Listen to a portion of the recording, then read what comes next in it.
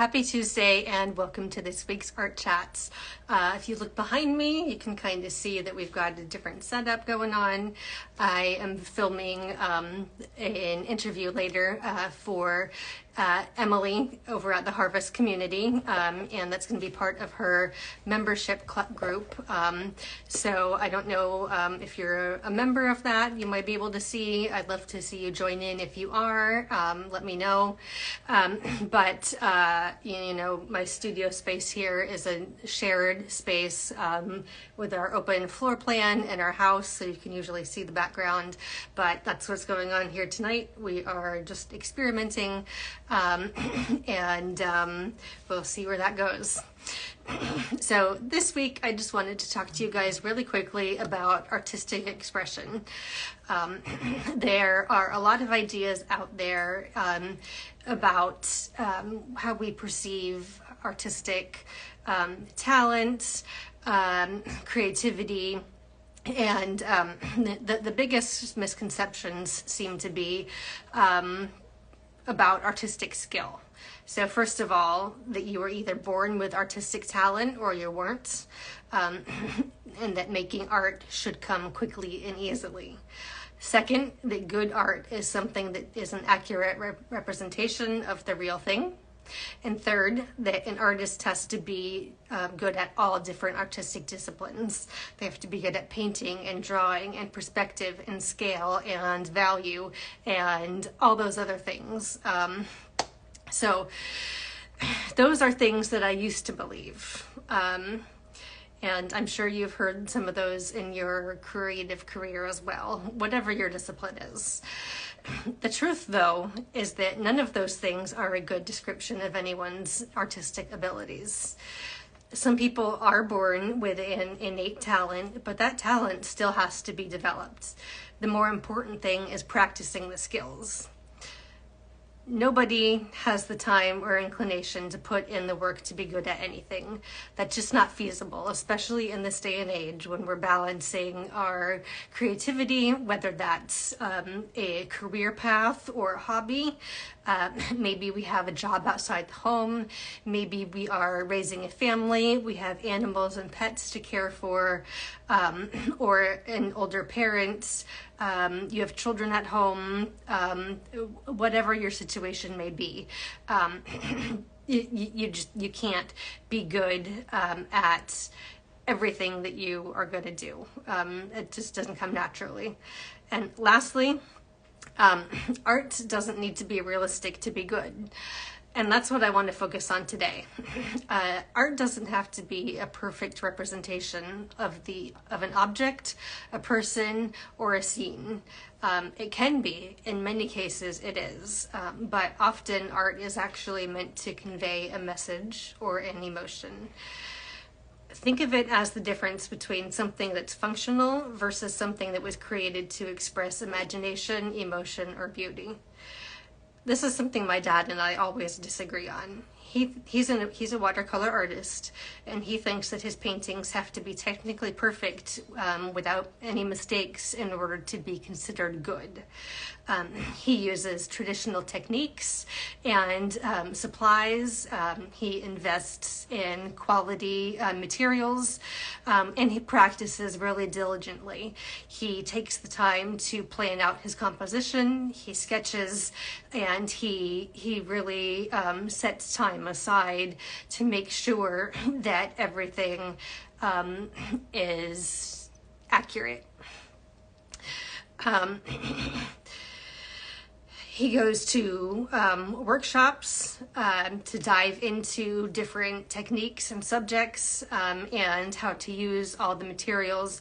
And I can appreciate art like that. His finished paintings are great, and I have a whole bunch of them on display in my own home.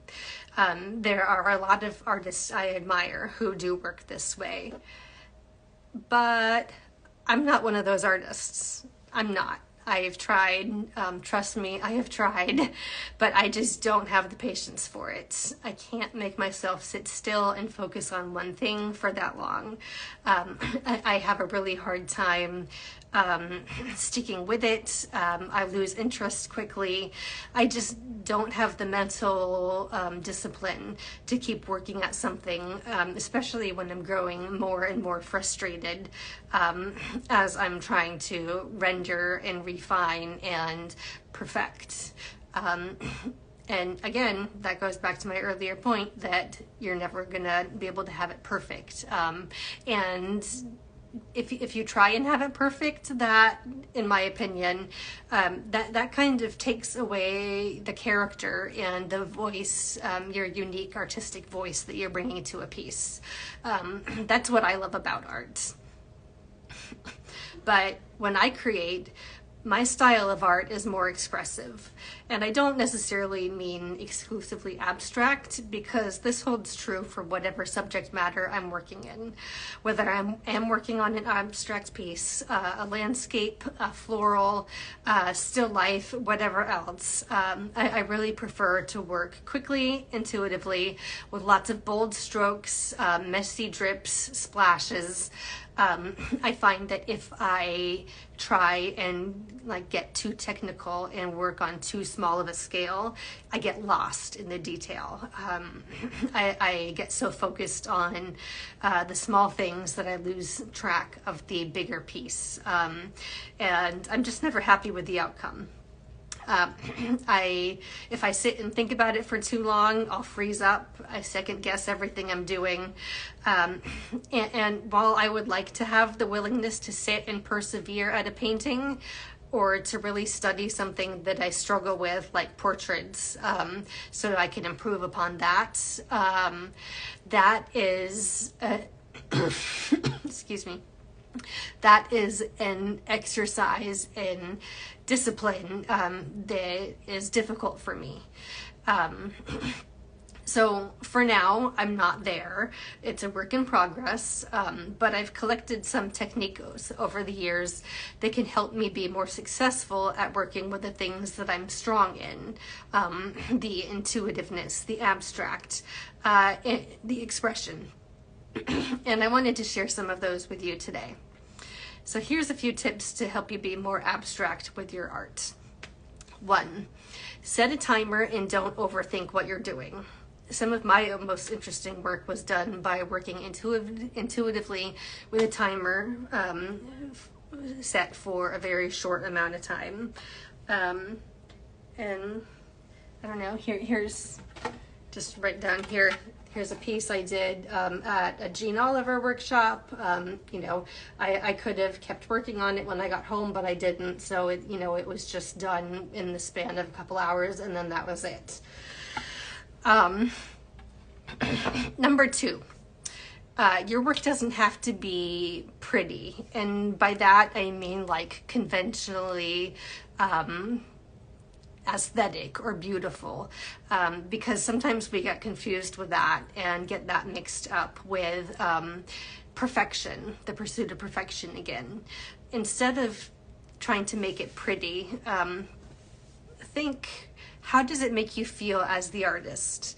How does it make the viewer feel? And how do you want it to make the viewer feel?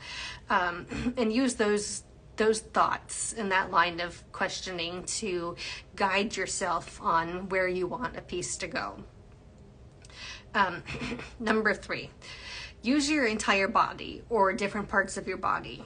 A line drawn just with the movement of your wrist is going to look and feel very different than a line using the movement of your entire arm. And the same goes with a line using your entire body. I'm sitting down, so this is just a kind of abbreviated example, but you can see my point. You can see how that translates to marks on your page. Number 4, explore different color palettes and unexpected color combinations. people, for example, in portraits, people are usually painted using realistic flesh tones. But what if you used green or purple instead, something unexpected, maybe blue? You do see those occasionally. And the thing is, it's unexpected, but as long as you use your values correctly, you'll still be able to tell what your subject is. So that can be an interesting way to bring expression through color. Number 5, incorporate words, symbols, marks, or patterns that are significant to you or to your story.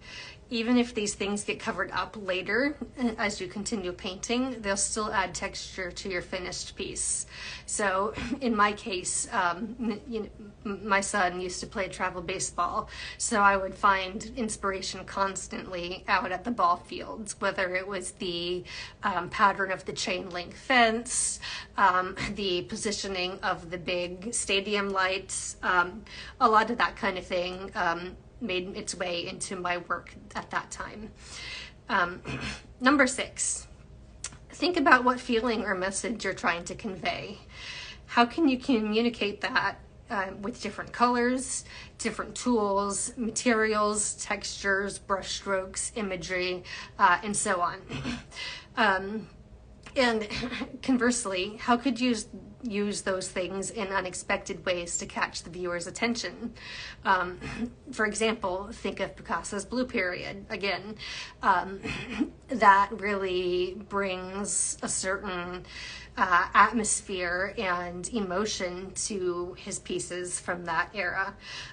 But how do you think that you would feel, or a viewer would feel, if those pieces were painted in red or gray or black or yellow? They'd be completely different, right? Even if it was the same subject matter and composition, you would get a different feeling. So that's something to explore. Another example could be some of the pieces from my Reverie collection, which I did last year, about a year ago actually. So this one, if you can see, it's called 1,000 Lives. And then we have Lost Between Worlds, and there's a couple others as well. But you can see I used really like bright summery colors, lots of white and blue and yellow, just to kind of convey the feeling of a dream-like world, like a summer day. Those pieces would look and feel a whole lot different if I had chosen different colors, or even, with technology, you can go and edit the colors any way you want. You can apply filters, or you can edit them any way you like, and if you do that, you don't even have to commit to really changing it, but it can give you a really good way to see how they would appear if you were to recreate them in a different way.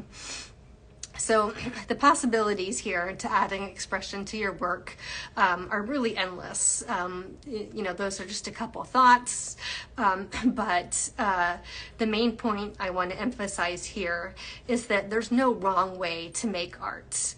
Whatever you're drawn to, whatever mediums or subjects or colors that you love, anything that brings you joy when you make it or create, whether you're painting or cooking or quilting or photography, those things that bring you joy, those are what is good and right for you. Those are the things that bring out your individual voice, and nobody else can replicate that.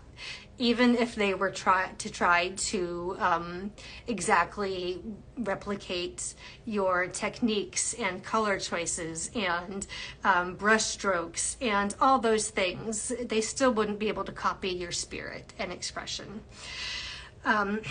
So that's all I've got for today. I'm going to go ahead and get ready for my other interview, and Make sure you're following me here on Instagram to get notified of future episodes. Again, art chats are every week. They're every Tuesday evening at 6:30 p.m. Eastern Time.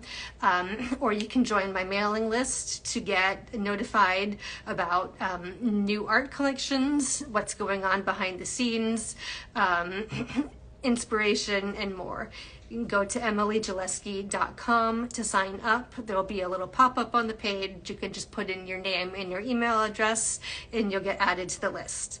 So thank you guys for listening to this week's art chat. It was so good to see some of your faces or your names. I hope some of these thoughts I shared today have given you some new ideas and strategies to help you embrace your own creative style. And I will be back next week with a brand new episode. Have a good week, and I'll see you guys then.